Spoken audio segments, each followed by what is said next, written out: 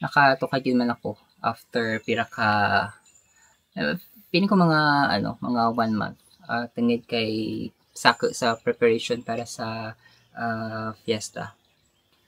So, although I've always been wanting to visit, but, wala gid ti oras. And I've been worried no kay kung wala ti may gabisit wala ti gaagto ri siya no, ambal na nagasungol ng balay. I think tuod man ra no kay this house gets very dilapidated. But amura, hambal ko right after fiesta, no, i-frequent ko, no, Richa. No, and I kind of miss the place, no, kay tilad,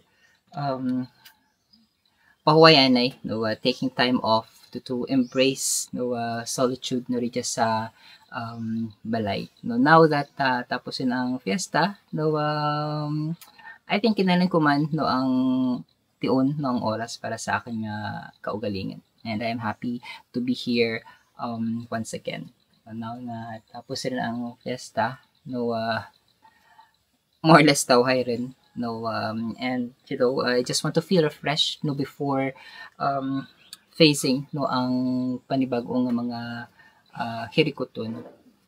Ang ginalook forward ko lang tilad, no, is ang aking admission right sa Third Order of the Carmelites na matabo sa November 9, and I look forward to that, no, and I'm happy, no, and blessed that at least sa tuguran man, no, kang blessing, no, kang Holy Mother, no, Santa Teresa de Avila, no, she's a Carmelite reformer, no, and para kanako, no, bakal nga impluwensya kung andit gusto ko mag entra, no, magsilid, no, sa Carmelite, it's because of her. No, ang akin nga paino-ino, no, nagtubo, ang akin nga pagtuo nagtubo, no, sa eskwelahan, sa St. Teresa's High School, no, kundiin sa classroom, no, sa religion ginatudlo no ang anang nakabuhi kag ang anang spiritualidad. No, so I guess Santa Teresa, no, inspired me a lot, no, especially the spirituality, no, the charisma, no, of prayer, no, contemplative prayer, and of course, no, ang community ang nag compel, no, ang driving force kung andot gusto kong magsilid sa Carmelite, no, kang college, no, I remember ginambal ko sa akin nga friend, I want to enter Carmelites. Is Carmelites, no, is the order of the Carmelites or nothing? And now that hambal ko gani, no, bahal nga regret no nga kang bata-bata pa ako, wala ako nagsilid dayon. No, although I attempted twice, no, darawagid ka Carmelite orders, no, una ang Order of the Carmelites, no, the Ancient Observance, no, and then ang Discalced Carmelites. So darawagid actually ang ginanuhan ko, no, kang mambal ko nga search in, no, inquiry, no, ang una, I remember nag-agto pa rin ang vocation director, no, to talk to me, no, halin sa Cebu, no, and kay tingadura pa ako kay that was during my kumbagang dark night, no, ambal ni Saint John of the Cross, no, and I experienced that, no. So I think the challenge or the problem during that time kanakan is I insisted, no, although hambal natin, no, my vocation was always active. So I think, no, I insisted, no, siguro I have other things in mind na bakat pati buo no ang akin na pagsunod, no, kay Kristo. And then probably that's what happened, no, wala na dayon. And then when I went to Manila, no, I attended a search in, no, sa Discalced naman, no, ang establish no ni Saint John of the Cross, no, and of course no, ni Santa Teresa de Avila. And still I didn't know what happened, no. I guess, no, it's God who's, you know, if He's been calling us, no, He will do everything in His power, no, to really invite us, no. And I responded, no. I think, no, He's calling me to a different vocation, and now it's coming in full circle, no. Ambal ko active ang aking vocation, no, ginasunod ko siya, no. Wala ako liwas, wala ako although may mga bumps, no, on the road, no, but still, no, I believe, no, that God is always pulling me, no, embracing me, no, not to lose that vocation, no, ang serbisyo sa simbahan, no, ang pagpangamuyo, no, has always been with me, no, despite the temporal things, despite the secular things, no, nga I involve myself in, no, but still, no, it's always been a Christ-centered life. And now, hambal ko is coming in full circle, no, now, Legion naman ako ginatawag, no, kang Ginoo, no, although the last time, no, I sent my application sa Holy Apostles, no, for the senior seminary.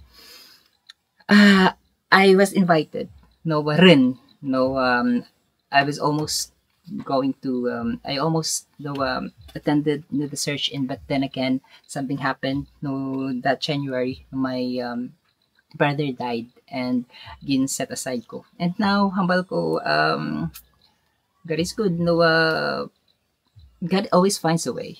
So, and here I am, no, right after that, no, Holy Apostles. The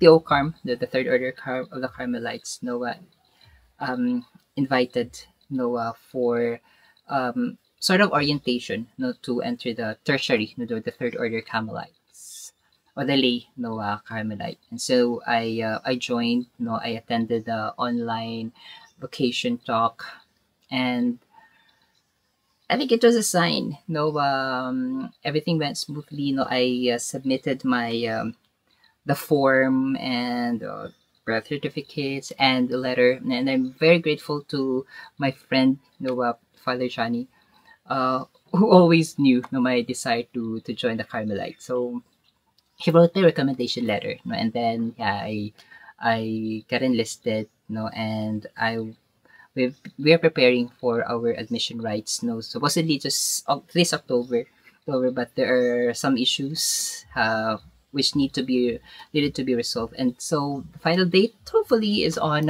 November 9, and I'm looking forward to that. No, story time.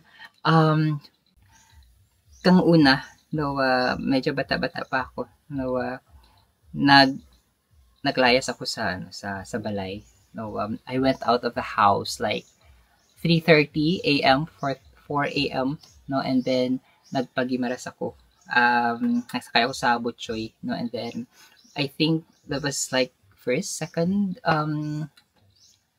time nung magpag-Gimaras, and that was the first time I went to Gimaras alone without knowing where to go. So when I went there, no, ang una ko nga ginagtunan is the Trappist Monastery. So aga pa, no, regto ako. So I looked for a brother, no, a monk there. No, but I waited, no, sa Guakang, no, anda nga gift shop, and then one monk, no, went, no, and then asked me, what are you doing here, no, this early in the morning? And ang una ko nga ginhambal, I want to enter the monastery. And then he ginpagdun ako sa kusina, gipamahawan ako kang itlog, gagatlog sa hall, no, kay may mga ibang mga naga-retreat. And then we talked, no, and then somehow I got enlightened, no, and then naguli ako. Yeah, no, these are things nung kadya ko lang nadamdaman, no, now that I'll be having my admission rights in Gimaras, no, hambal ko, it's a full circle moment. So that is why hambal ko, it's really God, no, who's writing our story in terms of vocation. No, hambal natin, many are called but few are chosen. No, I know that I am called, and I didn't know if I was chosen. But then again, no, if you are conscious, no, of God's grace, you will know, no, and God is providing all these graces, these blessings, to let us know whether we are called or not. Now that I have my experience, too, I think I've grown into maturity, especially in deepening my spiritual life. So I think, and I believe that I am chosen to be a lay religious. And I'm happy for that, no, and I consider it a blessing. Although I did not become a priest or a religious, I still get to live that Carmelite spirituality in the world, and I continue to pray for the vocation of priests and religious as a lay Carmelite.